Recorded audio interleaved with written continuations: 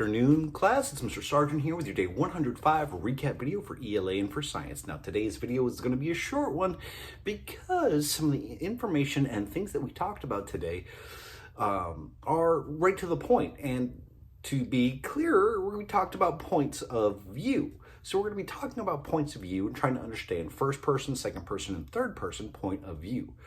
We're also going to be taking a look at some songs, as well as some of the books that we've read and just what point of view they are told in. In science today, we're going to be talking about one of my favorite biomes, and that is the rainforest. So sit back and let's begin learning. So if we're talking about point of view, we're talking about how the story is told. Now, if you look behind me, you're going to see a picture of, well, some interesting creatures talking a little bit about points of view. Now, have you ever read a story that the character actually speaks to you? They say, I did this, or we did this. Well, ladies and gentlemen, that's what we call first person. All right? Whenever you read a first person story, usually it's the character talking right to you, the reader.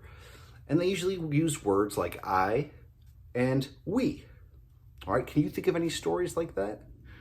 Well, if you've ever read a biography or an autobiography is written by that person, and they'll often talk in the first person and say, I did this, or we did this, all right? If we're talking about second person stories, we're talking about stories that mention the word you. You did this, and then you did that, and then you went here, then you went there.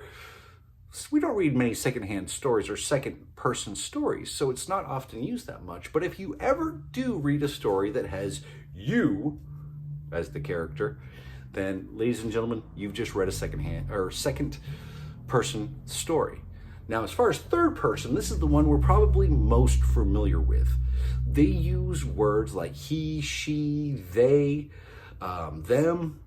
If we're talking about characters, if we're talking about what characters did, well, we're talking about third person, especially if we don't mention I or that we are one of the characters. Think about Martin Luther King Jr. and the March on Washington. They mention a lot of the words that they marched. He roller skated for 11 days to Washington, D.C. When you use words like that, or you actually use the character's name, like Dr. Martin Luther King Jr. gave an incredible speech, you are talking or reading about in the third person point of view. Now, this may seem confusing at first, but the more we read, the more you're going to be able to see just the different points of view that are found in each one of these stories. Now, we also looked at a few songs, and one song that we looked at is My Country 'Tis of Thee. And we looked at the viewpoint of the songwriter. If you want to check that out, there is a description, there's a link in the description below that has that song. And when you think of and listen to that song and listen to the lyrics, ask yourself, what point of view is the writer here or the singer here making? What is their viewpoint on America? And is it the same viewpoint that we share? I look forward to hearing your answers. Now, we also talked a little bit about a project that we're going to be doing. Now, this is not a big project, and for the most part, we're going to be doing this project in class. Now, in the description below, and you can kind of see it behind me, you see a list of names. What we're going to do, and all you have to do tonight for homework, is choose one person from this list, and that's it. Because what we're going to do is we're going to research information about that person. We're going to look at different sources for information for this person, and then we are going to write an informational paragraph. I can't wait to see who you choose. Now, in science today, we focused on my favorite biome, the rainforest. Very good. Now, to review a little bit about what a biome is a large area of the world that can be classified by three things. Number one, their weather or their climate. Okay, they're going to share the same weather, the same climate. Two, the amount of precipitation that falls in that environment. All right, the precipitation being moisture, rain, snow, anything that falls, part of the water cycle. Okay, and then the third thing are going to be the animals and plants that live there. Now, when I think of the great animals and plants, Amazon rainforest is the first one that I think of. Now, when we're talking about a rainforest, well, we take a look at our three criteria. First, the temperature and weather. Now, first of all, you're going to find a lot of rainforests near the equator. Now, the equator is an imaginary line that cuts the world in half. This is where we get the most sunlight, and, well, it's going to be the warmest of the biomes. Now, the climate there, like I said before, is going to be warm, but the precipitation is what's truly amazing because, well, ladies and gentlemen, what's a rainforest known for? If you said rain, you've been paying attention. We are going to have so much rain in the rainforest. In fact, there's about 80 inches of rain that fall in a rainforest each year.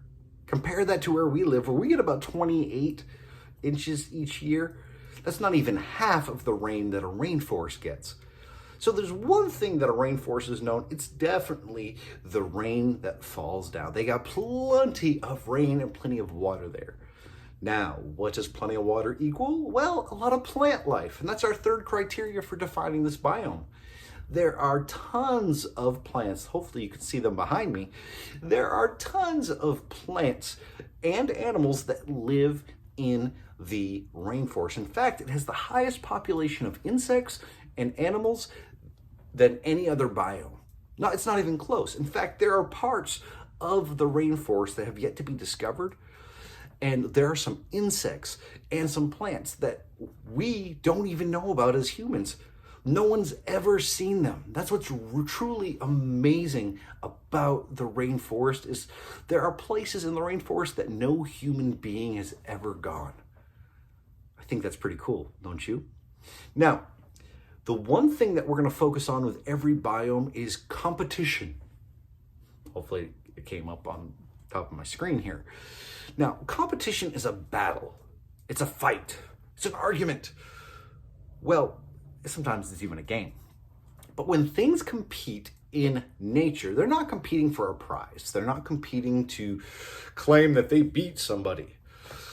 What they're competing for is survival. Now, with animals, you know they compete over food, they compete over water, companions, space. But in the Amazon rainforest, the one thing that plants compete for, well, they don't really have to compete for water because there's plenty of that. They make their own food. They got plenty of space. What else does a plant need? Very good, it needs sunlight. And the thing about the rainforest is all of the trees and plants are competing for sunlight. This is what happens when a canopy is created. Now, what a canopy is a large group of trees that grow tall, because the taller the tree is, ladies and gentlemen, the more sunshine they're going to get. And what they do is they grow so tall that they begin to lean against each other, and they create sort of like a tunnel. But we call it a canopy. So they get the sunlight at the top, but what about all of the other organisms and all the other plants underneath? Well, they are left fighting for survival. They're left fighting for sunlight. Very good. And here's the thing. The thing about the Amazon rainforest that a lot of people don't understand is they do get a lot of sun, but it's still very, very dark because of that canopy and the competition that the plants have over the sun. Now, tomorrow we'll continue talking about different biomes. We'll compare the rainforest with what we're going to be learning about tomorrow, and that's going to be the deciduous forest. If you don't know what that is, well, look out your window because we live in the deciduous forest. I want to thank everyone for an awesome day today. Thank you for your understanding. Thank you for your patience. And I cannot wait to see all of you tomorrow.